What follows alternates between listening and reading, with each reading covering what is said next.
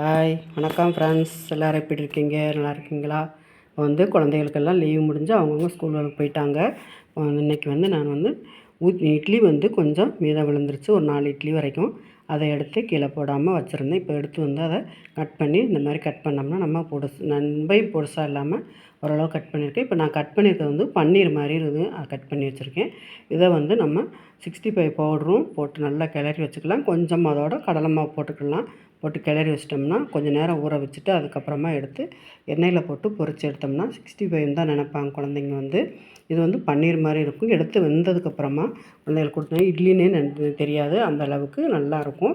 இது மாதிரி ரெடி பண்ணி கொடுங்க. இட்லி ஒவ்வொரு குழந்தைகளுக்கு பிடிக்காது, இந்த மாதிரி ரெடி பண்ணி கொடுத்தா கூட சாப்பிட்டுக்கிடுவாங்க. இன்றைக்கி நான் வந்து அதை தான் எடுத்து வச்சுருக்கேன்.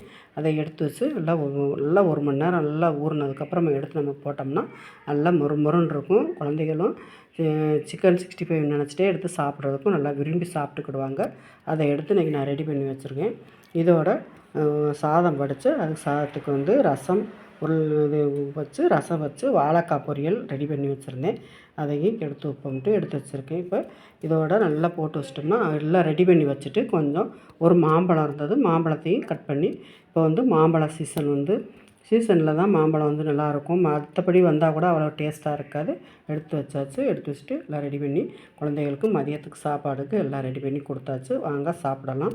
இது வந்து இட்லினே பிள்ளைகளுக்கு தெரியாது, அந்த மாதிரி நல்லா இந்த மாதிரி சாஃப்டாக இருக்கும். எடுத்து வச்சுக்கலாம். அதோட சிக்கன் 65 கொஞ்சம் கடையில் வாங்கினது வந்து வீடியோ பிடிச்சிருந்தால் லைக் பண்ணுங்கள். பாய்.